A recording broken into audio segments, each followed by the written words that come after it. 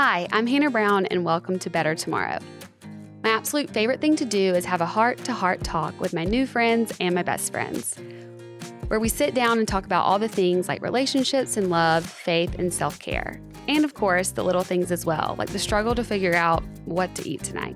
All in all, I really want to ask, how am I better today than yesterday? And bring artists, entrepreneurs, and friends along on the journey. So join me on the journey, will you?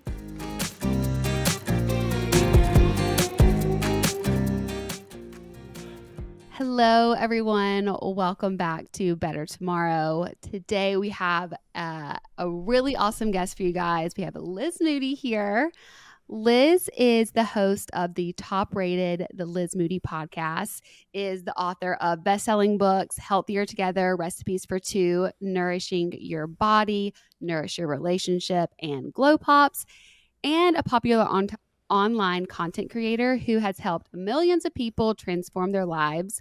Her newest book, 100 Ways to Change Your Life, The Science of Leveling Up Health, Happiness, Relationships, and Success, draws from Moody's more than a decade of experience in the health and wellness world, serving as a new kind of personal development book, one that empowers readers to craft their unique best life based on the habits they want to form, the problems that they want to solve, and the parts of their life they want to take to the next level. I am so excited that you're here. I'm so excited to talk about your newest book. And I'm so excited that we get to join back and talk together because I was on your podcast recently and we just had the best time. And getting this podcast to actually happen, this conversation, I will say has been my most rescheduled podcast because mostly on my part of just things coming up, but I'm glad that it's finally happened. We're like star-crossed lovers. We are. But I'm actually glad that it happened because I feel like I had more time to finish your book, read it through. I also want to say, since the last time we saw each other, you gave me your conversation cards. Oh yeah. And Adam and I have been we're engaged, but we've been really focusing on preparing not just for a wedding, but preparing for a marriage. And we've been working with a couples therapist and really just fine-tuning our way we communicate with each other, what our needs are. And so we've been having more intentional time together, and we've used your cards a few times, and it's been so fun. Just after dinner when we're just sitting and talking, and it's helped so much just get to know each other in different ways and ask questions we want to think to ask. Oh, that makes me so happy. I mean, my husband and I still use them the same way, and we've been together for 16 years coming up on, which is wild to me. We met when we were tiny babies, but we still use it in the same way because otherwise I think with partners we can default to the how was your day and just not really get to the deeper, meatier stuff that we want to talk about. Also, I should give you Raunchier Together, which is the No, you've given me that one. You've given me that one. Like, we just haven't used that one. That one can spice up the relationship in a nice way as well. I have that one, but this one, we used one time and then we just loved it. So we just continued to go through these. But and the thing is, each card takes sometimes 10, 15, 20 minutes. Totally. It'll spark a really long conversation. So it takes you a really long time to get through the entire box. Which is nice. And it's you could just do one or two and really have a good long conversation because it can be so easy for us. I think at the end of the day, I'm just brain dead sometimes. And that's the time that we really have with each other. And it can be really easy and really tempting to just have dinner and watch a show, which is great. Don't get me wrong. I love TV. I'm never going to not love TV. But I did find that we weren't really spending quality time together. We were together, but not really using that time. So even just those have been so helpful. So I just wanted to say thank you for that gift because they've been great. How did you decide to even come up with these cards and do that? I wanted to give people the tools to have the types of conversations that we have on my podcast. People were always like, oh, you go so in depth. You ask such good questions. And I wanted to empower people to bring that level of in-depth conversation that we all really, really want to have in our lives to their friends, their partners, their family members. People will write to me and they'll say, I found out things about my dad that I had no idea. And I've known my dad for my entire life. And so I think we all want to go there. We just don't know how to. And like you said, sometimes we're really tired at the end of the long day. And I shared these questions recently with my audience of 6 questions to ask if you want to make 2024 your best year yet. And one of them was, how often do you give the people that you love the most the best version of yourself? And I think it's worth thinking about because, yes, we want these people to be a safe space for us. We want them to be the people that we can be the most comfortable with and not have to put on a show. But also, sometimes that leads to our friends, the people at work getting our most sparkly versions of ourselves, and the people that we want to shine the brightest for getting the dullest version, getting the tired version. And I get it. We all are very busy, and these cards are kind of like a quick pathway to that sparkly version, a low effort way to get there. I think that's a really great question to ask because I think a lot of people, if we were being honest, would not answer it the way that we would hope we could honestly say. That's like been a big intention for both Adam and I, like for 2024. And I think we've done a lot better at it, but it also can be uncomfortable. Like change can be uncomfortable in being able to be like, hey, like this is something we're working on. Let's change our habits, which I feel like kind of gets into what I feel like you are great, have like a plethora of advice for. And your book has just been so helpful for that too, for me. What made you feel like this book was necessary? And there is so many different self-help books out there, but I feel like this one is different. And why do you think that this one is different? And why did you think it was necessary for you to write this for people like me that are trying to figure out how to change? So there's a few different reasons. The biggest reason probably is that it's really personal for me. I have a pretty intense anxiety story. I went from being completely agoraphobic, I couldn't get out of bed without having panic attacks, to living this thriving, exciting, beautiful, wonderful life that I'm living today. And I wanted to give people some of the tools that I developed in that journey so that anybody who's in a hard place, whether it's with anxiety or with feeling stuck in their relationships or with feeling stuck at work, would have the tools to create the life that they wanted. So that's one really, really big reason. And I think that one of the reasons it's broken down in the way that it is in these little actionable steps is because that's what it was for me. People are always looking for this one giant revelation that's going to change your life completely. And in truth, change comes from taking these tiny actionable steps and sticking to them, and not just attacking it from one direction, which is another reason I wrote the book in the format that it is. It has 18 different categories. We cover relationships, gut health, longevity, success, friendships, all of these different things. And people are kind of like, well, wait, how do all of these things go together? Why are these in a book together? But I think that the fact that they are in a book together is so incredibly important to me because our gut health, our microbiome impacts our mental health. There is a relationship via the gut brain axis, and then our mental health impacts how we show up at our relationships and how we show up at work, and then how stressed we are at work is going to impact our gut microbiome. It's all a giant cycle. And so when we're just working on our gut health, or we're just working on our work life, or we're just working on our relationships, we're missing a really critical part of the puzzle. And then the last reason is that I kept going to bookstores and I would read these self-help books and I would really enjoy them while I read them. And then I'd be left with this sort of empty feeling afterwards. Like, oh, I felt really good. It's like kind of a candy bar. You'd be eating it while you're eating it. You're like, oh, so good. And then afterwards, you're like completely unsatisfied. And I wanted the antidote to that. I wanted a book that answered the question, what do I actually do? What does the science say? And for people to see real results in their own lives. And now the book's been out for 3 months, 4 months. And it's been really fun because people write to me and they share the results and they are actually changing their lives, which was my ultimate goal. I think the key word in that is action. And it's something that I've been really passionate about lately, because I've also like changed up my therapy. I mean, I'm telling you, it was actually so great that our conversation got pushed back, because I have like a new appreciation for this book and the conversations Mm. that this starts, because I feel like my life has been like a dark night of the soul for the past like 4 years, to be quite honest. And I am very privileged that I've been able to like seek help, and I've been seeking and seeking so much help, reading all the books, going to all the different specialists. And it can make you feel like, what is wrong with me? You can read like this great self-help book and at the end feel like so empty. Mm.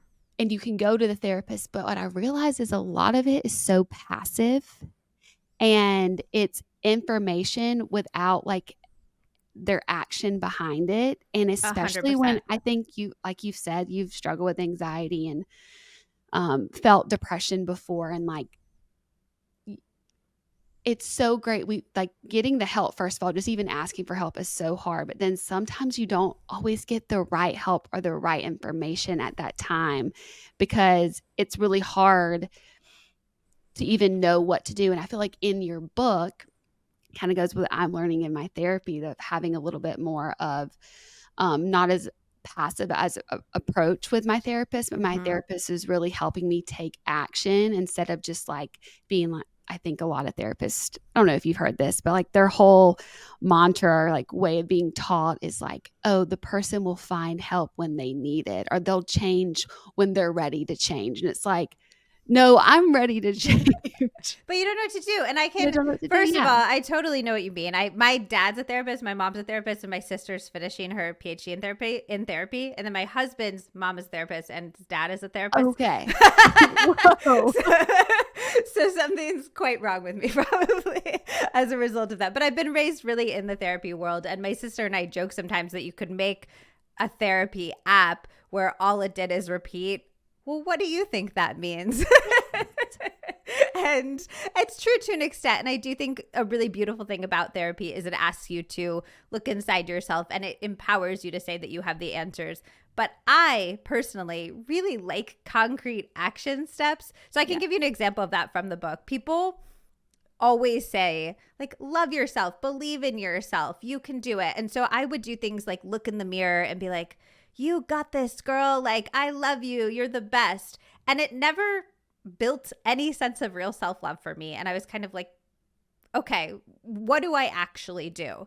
And we have a tip in the book about how self-love comes from self-trust. Because if we don't trust ourselves when we're looking in the mirror and we're saying, you got this, girl, I believe in you, we don't believe ourselves when we're saying those words. So the question becomes, how do you build self-trust? And you build self-trust by keeping little promises to yourself.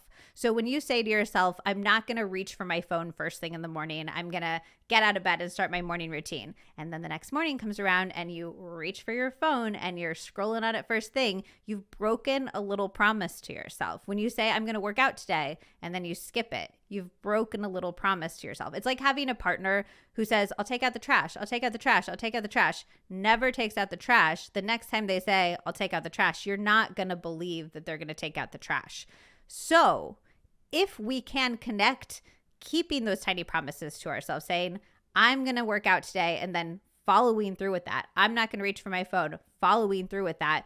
2, I'm building the foundation of self-trust that will let me build that self-love. All of a sudden, we've taken this very esoteric concept and we've grounded it in this very concrete action step. I need to keep promises to myself. If I can't keep promises to myself, I need to make those promises tinier and tinier and tinier until I can consistently keep them, and then I can raise the bar from there. And that's how my brain works. I don't like the floofy esoteric. I like to get into reality. I like to get grounded in real life, and I like to figure out, okay, tomorrow morning when I wake up, what am I doing to feel the way that I want to feel and to build the life that I want to build? I totally agree. That self-trust one really hit home for me. It's something that I'm learning that I could have more of. But the way that I think you do in a lot of these things in the book, it's like how you said, like, we'll make it tinier and tinier so that you can show up for yourself. Like maybe it's not, I'm going to work out every single day this week when you haven't worked out in 3 months, like maybe or 3 years. Okay, well maybe it's I'm going to get outside and do a small walk A every day. micro workout. That's Yeah, another tip in the yeah. book. I love micro workouts. If I had to get in the car and drive to the gym every day, I would work out never. I do a 20-minute online video workout every day. That is my minimum. If I go more than that, amazing. But I got my 20 minutes and I can always, always, always talk myself into a 20-minute online workout. Yeah, I feel like that is the key to just starting any habit, and I know that from from your book now. Can I also say I love that you and your fiance are doing this work before you get married. I think that therapy and working on relationships has this really bad rap for something that we do when things are going wrong. But like anything with wellness, period, if you can do it before things are going wrong, you're going to have a much better outcome or chance of success. So I think it's really admirable that you're both doing that and talking about it. Thank you. I feel like we do kinda get, like, a side eye of, like, "What are you doing?"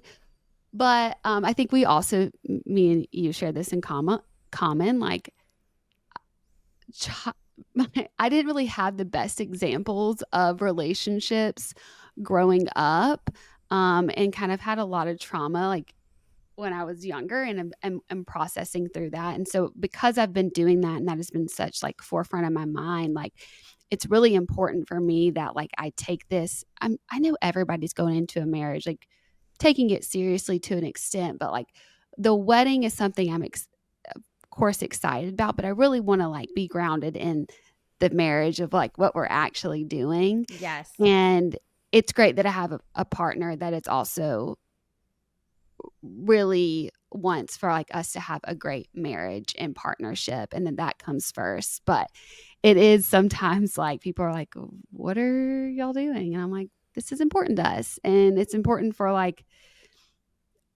not just us, but, like, our future and our family that we really take the time to do this," and kind of I always call them, like, the scary closets, like, go into the scary closets of within ourselves, within our relationship, and make sure that, like, we feel comfortable and confident in having those conversations with each other and then doing the work and knowing that we both are going to be there with each other to do the work. Well, and laying a foundation of communication is the single most important thing that you can do in any relationship. I was talking to a girlfriend about this last night where I want to go back and shake myself in my 20s when I'd go out with my girlfriends and the number one conversation over brunch was like, was that guy good in bed after like your friends go out and hook up the night before?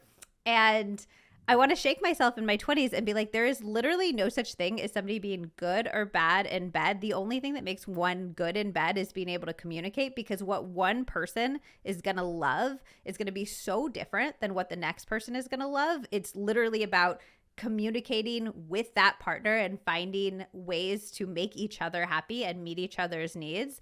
And that's everything in a relationship. Like, you can't be universally good or universally bad. You can be good for your partner or bad for your partner. And the only way you can get there is by learning how to communicate.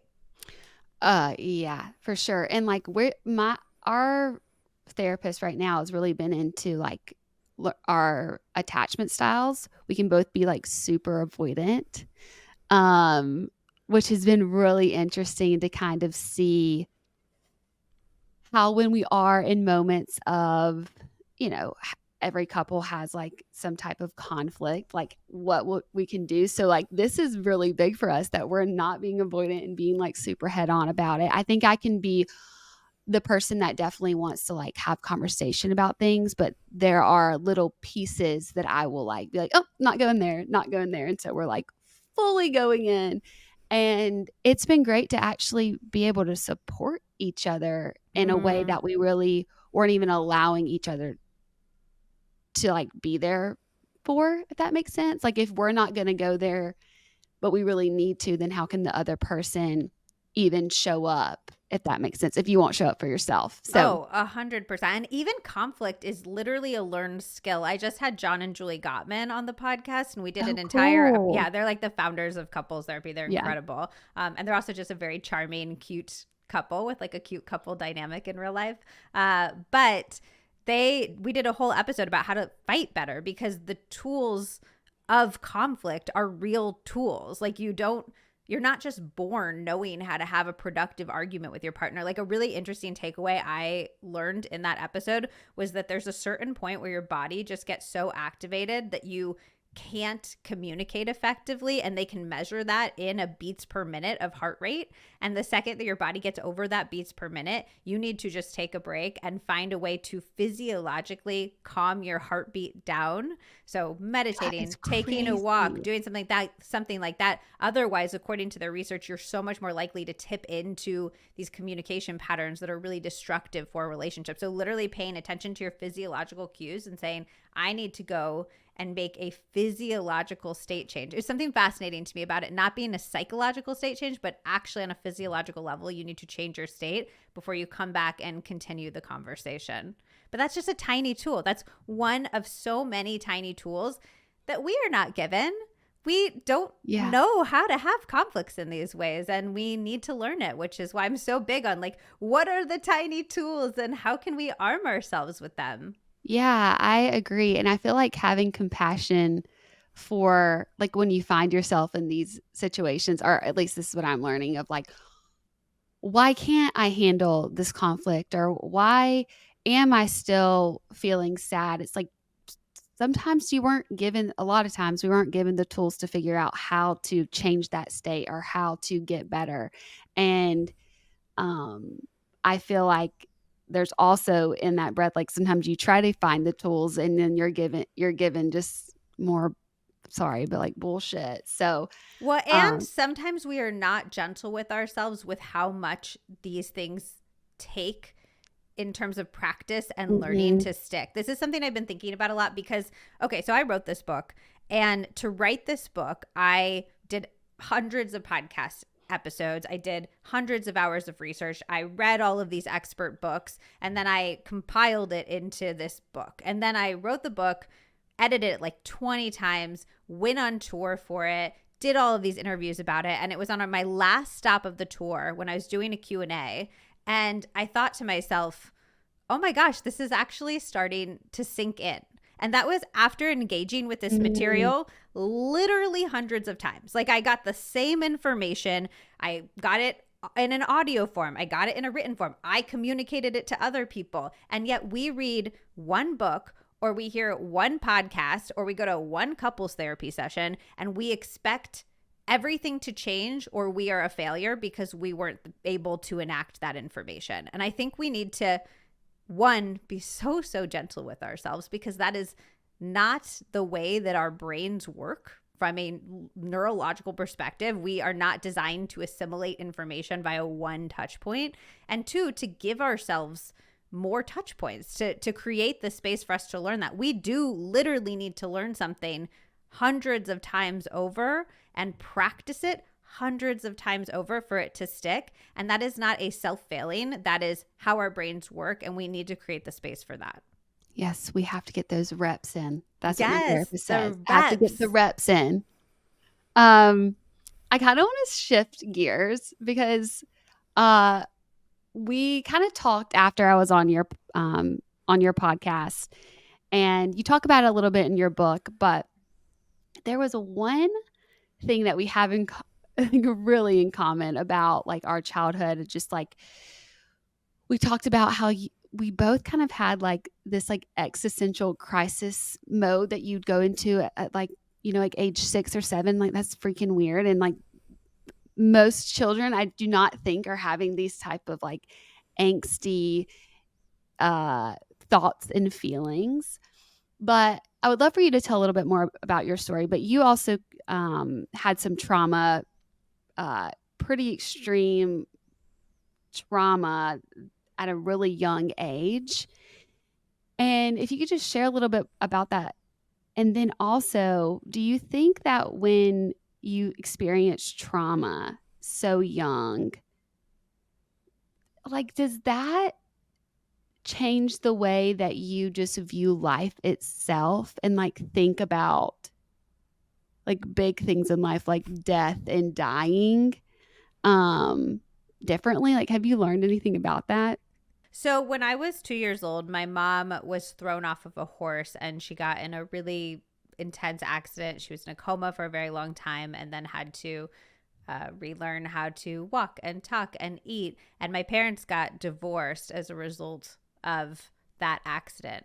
And my entire childhood, I got very different narratives about what had happened. And I became obsessed with finding out this objective version of truth and reality. But I think the biggest thing that happened to me was my safe base was taken away. I was really destabilized in terms of my sense of what safety was with my parents and with reality, essentially, the nature of reality. And that has impacted me a lot of ways. I think that I do have a sense of like existential ambition because I had this thing when I was younger where I'm like, something terrible can happen at any moment in life. Like my mom's accident was a 1 in a million thing. And so I was acutely aware from the moment that I can first remember that 1 in a million things can happen to anybody, that statistics weren't really a comfort. So when people tried to comfort me with them, I said, well, yeah, but my mom was the 1 in a million. Um, Yeah, I feel that. yeah. I mean, what happened to you? It's like Yeah. you like it's the worst case scenario. It's like, no, but I've been through worst case scenario. Yeah. So, And like, so it you're can just like, well, happen. that Yeah. can happen. I have proof that that can happen. And I think what I've struggled with as an adult and what I've worked on a lot is creating that safe base for myself. So I have two thoughts on this. Actually, I have three thoughts on this. One is that relational bonds can heal relational wounds. So I had very destabilized relationships as a child as a result of my mother's accident.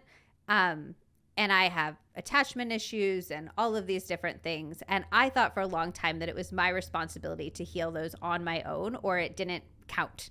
Like if somebody else was involved in my healing, then it could be taken away from me at any moment because that's how my anxiously attached brain thinks. And a real learning of my adult life is that wounds that happen in relationships are healed in relationships, and that just because the wound has been healed in the relationship doesn't mean you don't get to keep that healing even if that relationship ends. That healing is ours always, but we need the other people to create that healing for ourselves. So my relationship with my husband, for instance, has been an incredibly healing relationship, but I also have relationships with my friends. I have a relationship with my cat that has been an incredibly healing relationship for me. And all of those are mine to keep, even though they've been formed with other people. So that's been a really big thing. And then two, I've worked on creating a sense of security and safety for myself. And I did an episode of the podcast that's called You Can Actually Heal Your Anxiety. It was with Dr. Russell Kennedy. And we talked a lot in that episode about how my logical brain is looking for these logical answers for things. I'm very head focused because when I was a kid, I couldn't take real life actions. I was trapped in my head. All I could do was think about all of the problems in my life, but I wasn't empowered to actually do anything about them. So I've tried out thinking my problems for 30 years now. It doesn't work. Out thinking my anxiety is not going to happen. And what he taught me to do in that episode is to instead just give me the comfort that I wish I had gotten as a child. So I feel my anxiety in my chest a lot. And when I used to feel anxiety, I would be like, well, is it because of this? Is it because of this? Should I do this? Should I do this? And I've been more recently just taking a moment and putting both of my hands on my chest and just saying like, you're safe. You've got this. You're okay. And that's been incredibly helpful. It felt almost silly when he was teaching it to me in the episode. I was like, no, like I need a real solution. I mean, you know how my brain works, But I found that to be incredibly powerful, to just say there's a little kid inside of me who feels unsafe, who did not get that reassurance, who did not get that sense of security. And that's the thing that I actually need right now. And then the third thing I'll say is that I have a tip in the book, and it feels morbid, but it's one of my all-time favorite tips, which is to think about your death.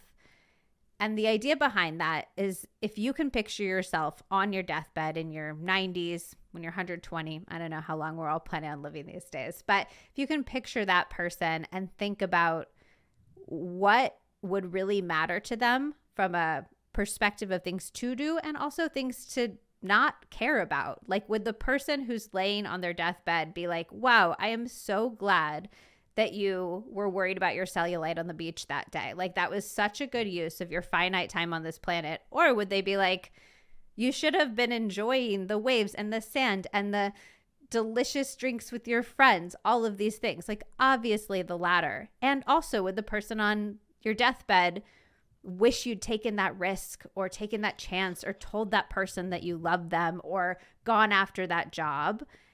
And it provides such a helpful sense of perspective for how we should live our lives. And because of my mom's accident, I mean, I am now older than the age she was when she had her accident, which is so interesting for me to think about. That person on their deathbed is not just like an 89-year-old person. I'm acutely aware that these things can happen at any age, at any time. And it's really, really changed how I approach fear, how I approach relationships, how I approach trying to seize every single moment of my life. Those were some good. You ask big questions, you get big answers. I was like, wow, you gave me a really big answer, but I appreciate that. I think we are like, everything that you're hitting on, I feel like I've been learning recently about the importance of being able to, like, first of all, kind of connect the dots of, like, you know, I can know these things happened, but I can see my life now. And then being able to see how, like, the way that I react, the anxiety that I'm having right now is because I'm feeling a powerless feeling that I felt in this situation. And then, okay, so now I'm feeling powerless. How do I give myself back that power in this moment? And so it's like I'm having to learn the why first and then the how, which you talk a lot about in your book too, I feel like. But, like, it's just been really interesting to be able to, like, connect the dots of what's happened to how I am now to what I need and how I can heal those wounds. Well, and I think identifying the underlying real need is what is so critical in all of that. Like, I just did a podcast episode about redefining our relationship with our bodies. I have this mantra, your body is for living, not looking. And the episode really dives into how can we feel that our body is for living, not looking. And my guest, Dr. Lindsay Kite, who's done her PhD in body image resilience and how we view our bodies, was like, in those moments where you're like, I look bad in these jeans, or I'm feeling bad about myself, take it to live in your body, to do something active, to go for a run, to have an orgasm, to really embrace the living moment so that you can counteract the looking moment. And that's what your body actually needs in that moment, not more reassurance that you look a certain way. And so I think that if we can get to, like, what am I really looking for and how can I give myself that thing that I'm really looking for, rather than peppering our lives with Band-Aids, which I think a lot of us spend a lot of time doing, that can be incredibly powerful. Like, I love what you said about I need to feel powerful. So every Band-Aid you put on top of that is not going to do anything until you find ways to take your power back. Every Band-Aid that I put on top of dyeing my hair and putting on more makeup and trying to fit my body into clothes that society tells me are going to make me look good is not going to heal what I actually need, which is to feel good in my body. Oh my gosh, yes. I know that firsthand. I mean, it's so funny, like, what you think you need and then you get it. and then you still feel the exact same or shittier because you're like, "Oh, wait, that wasn't it." And Because that's I why didn't we actually can't. know the real I didn't Yeah. know the root feeling, or I feel like that's been a lot of my life that I've found. Like I've had really cool opportunities, really cool um success in some ways, but it's interesting when you get it. It was just it's like a really big, pretty, shiny band-aid, but you're like, there's still a gash there. Well, and sometimes Yeah, people feel worse because as long as you have the dream that's unachieved, you can tell yourself you'll feel better when you get that dream. But once you achieve the dream and you don't feel better, then you're left sometimes with a sense of hopelessness. Like, well, if that wasn't it, then what now? I am lucky enough to interview incredibly successful people, people at the absolute top of their game. And it's a story I hear over and over and over, which is when I pin my happiness on this distant thing and then I get it, I feel more despair than I have ever felt before. yeah. No, Yeah. it's a real thing. So I guess my question is like, what have you learned? Like, how do you we I all of us shift our mindset so that we can really like ingrain these healthy habits or tips that we're getting to like actually use them. I think that's like a another step in it. It's like, okay, we figure out, okay, whatever we're doing is not working. Now now I see what can work, but like, how do I actually like make that happen for To me? the point of what we were talking about earlier, I think getting incredibly clear about what the life that you want actually looks like is the number one step. Because if you are doing habits in service of an ideal life that isn't your own dreams, you're never going to be motivated to stick to them. And so I think a lot of us actually don't take the time to step back and say, is that my dream or is that my mom's dream, my dad's dream, my best friend's dream, a dream that I learned from television, a dream I learned Mhm. from a reality show where they hand out roses and tell us what love is. I think that there's a lot of dreams that we take on as our own, and then we end up living this very unintentional life.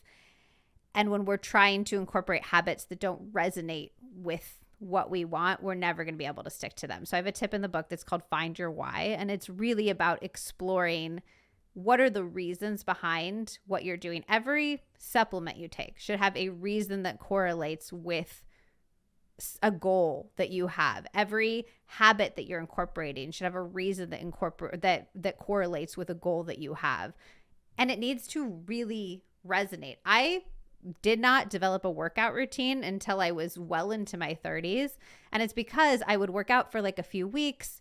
I'd be lifting my shirt to check my stomach in the mirror to see if I'd gotten those perfect Us Weekly abs that I was told that I should have. And I didn't get them. And then I felt like a failure and I quit. And I was like, well, I guess this isn't worth it until I connected my workouts to feeling calmer, to feeling more energized, to having the mental health support that I need to be my best self every single day, I could not stick to them. And the second that I made that connection, I had no problem sticking to it. It was such a powerful motivator to say, wow, if I spend 20 minutes and I sweat this morning, I get to be calm all day long. I get to have energy all day long. I get to not just feel that sense of sadness that I can't pinpoint to anything all day long. So your why not only has to correlate with the habits that you're putting in your life, but it needs to resonate with what your ideals are on the truest level. That was probably one of the the biggest things that I got from your book. I loved that, like asking yourself the why and really getting down to that because I mean, it was actually yesterday. It was so freaking cold. We're in a snowstorm here in Nashville right now. And I did not like, I just wanted to like lay down all day. And I had told myself I was going to go outside and go like on a little walk. But then I was like, ugh, I just don't want to. But then I was like, okay, well, why did I even say I wanted to do this in the first place? And it was Mm, like, and because I knew that, okay, if I go outside, the sun's out, the sunlight helps me be like, feel like that dopamine hit. I want to feel happier. Why is because I want to like be happier. And like, this is going to make me feel happy at the end. And it's just like getting down to that instead of just being like, ugh, I have to go on this walk. And that was another thing also, like, I think a lot of times, when we think we have to change, we think you have to suffer. And you talk about that in your book. I want you to share a little bit more about like that mantra you have about wellness and like change that I feel like is a really great mantra that people would love to hear. One of my favorite mantras is wellness is a tool. It's not an end unto itself. So the second that wellness is making your life worse, it is no longer wellness. And that feels obvious, but if you it is think not. it is. I have always thought, no, it is not obvious. I have always like kind of thought like even in like a workout or something that you had to suffer. If you're not like kind of hating it, then you're not actually doing it. And isn't it so interesting? I've interviewed hundreds of doctors and I will say, what's the best workout for hormones? What's the best workout for gut health? What's the best workout for mental health? And over, they're like, the best workout is the one that you will enjoy enough to stick to. Over and over and over. Because if you are not sticking to the workout, you're not getting any of the benefits of it. And we're just not going to stick to, and this is not my opinion, this is science. Research proves this over and over and over. We're not going to stick to something that we hate in the long term. So we try to suffer ourselves into a better life so often. We try to force ourselves to eat food that we hate. We try to do workouts that are miserable and awful. And there's a place for small amounts of good stress. That's a concept called hormesis. It's really, really powerful and interesting. That's things like why cold showers are good for you, why sauna sessions are good for you, why doing hard things. Like a fact I share in the book that I think is fascinating is carrying your groceries in the rain actually balances your dopamine because you're doing this hard thing that's pressing gently on the levers that are balancing the dopamine in your brain. But by and large, if the habits that you're filling your life with are making your life worse, not better, then what is the point? Like, the end goal is all of us living lives that feel as good as possible now and will feel as good as possible later. So what are we doing if we're stacking them with things that are just making ourselves miserable in the names of being well? When you were learning all this, like when did you decide, or was it always in the back of your mind that you wanted to be able to share this information through a podcast or a book? Like was that always in the back of your mind, or did that come later? Yeah, it came a little later. So when I got my full-time job, I was working in the editorial world in New York City. So I was back to sort of the journalism editorial life that I knew. And a lot of people just kept telling me over, like, you should have a podcast, because I was the kind of person where when you're talking, I'm like, oh, I want to know more. I want to know more. I want to know more. And so the podcast came out of that. And then the book came out of feeling like I had so much incredible information on the podcast, and I wanted to create a resource that people could really easily access. I'm all about, like, how can we make this easy and fun for people so they can actually action it? Because there's a lot of science out there, but a lot of it is boring. A lot of it is hard to understand. And again, above all, suffer less, like we don't need to be putting ourselves to sleep to try to learn the things that are going to change our lives. We don't need to be stressing ourselves out to do it. So I'm like, how can we make this as accessible and fun as possible? Well, I feel like you have done that. And like I said, your book, 100 Ways to Change Your Life, has been so awesome for me. And I know that it will be for a lot of people, because I also love in the book, like, side note, like how there's a lot of different options for people. And sometimes you'd think, oh, like, I remember there was like how to be more creative. And like on one page, it's like, don't think of anything. Don't do anything. It has like research. And then the next is like, go running. But it's like, figure out what works for you. For you, yes. And it's going to be so different for all of us. And also, and I think this is a point we don't talk about that much, it's going to be different for you, Hannah Brown, at different times in your life. Like, what's going to resonate with you this month is going to be different than what's going to resonate with you next month. I always talk about this in the context of New Year's resolutions, because people are like, oh, I failed. I only did this thing for a month, 2 months, and then I fell off. And I'm like, you are not a failure. You did it for a month or two. Like, let's applaud that. That's amazing.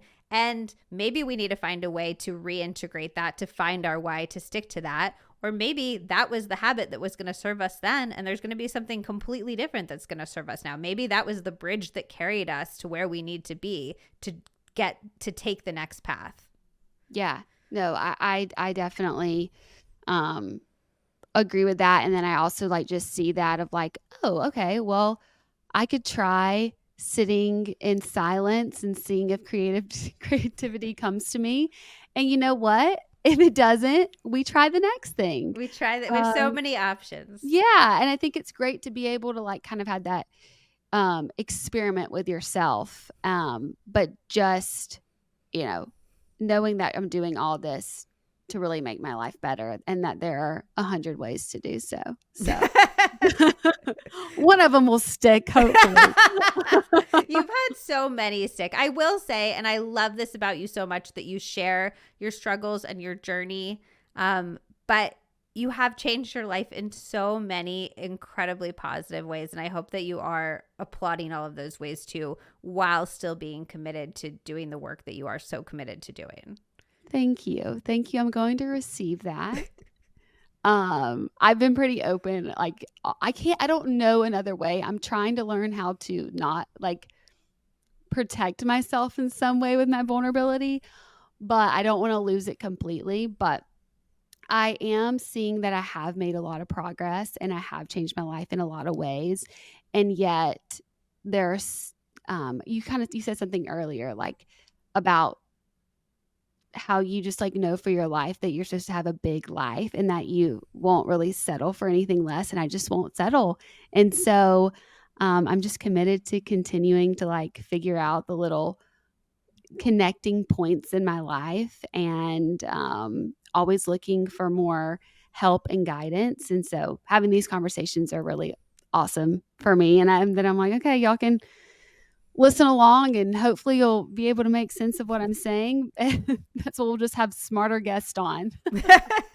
Smarter, more knowledgeable guests you can figure it out with me. But thank you for just taking the time to talk with me today. I'm glad we got it finally on the books and it happened.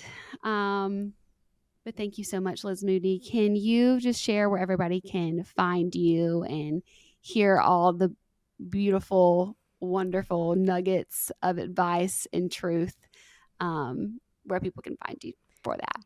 Yeah. So the number one place is the Liz Moody podcast. We have an incredible interview with you, which I think is going to be going live on the same day as this. So after you finish this episode, go listen to Hannah and I chat on the Liz Moody podcast. It's a really fun interview and I appreciate your vulnerability and everything that you shared in our conversation there. And then on @Liz Moody on Instagram and on TikTok, I share bite-sized nuggets, little fun, quick things that you can do to change your life. And I share more of my story. And then, of course, 100 Ways to Change Your Life is available wherever books are sold. And I feel like you've already hyped the book up enough that no, I know. I'm like, don't buy this book. What are you doing? What are you doing? Hannah Brown, if you don't buy this book, what are you doing? Write it on the back. We have to print more copies. Yeah, we'll print more copies. That is my quote. No, it's awesome. But again, thank you so much. It was awesome being able to talk with you more. Thank you so much. And thanks for creating this beautiful space and asking such lovely questions. Honestly, this is like one of my more vulnerable interviews. So thank you for creating a safe space for that. Oh, I appreciate that. Thank you. Thank you guys so much for listening to the episode. Better Tomorrow is produced by me, Hannah Brown, and Legos Creative. Our producer is Andrew Stallmer. Our show is recorded, engineered, and edited by the Legos Creative team. Remember to follow Better Tomorrow wherever you get your podcasts so you don't miss the next episode. And don't forget to rate and review us on Apple Podcasts. It really helps and shows your support. You can follow me on socials @Hannah Brown, and you can stay updated on all things Better Tomorrow on our Instagram @Better Tomorrow and our TikTok Better Tomorrow podcast.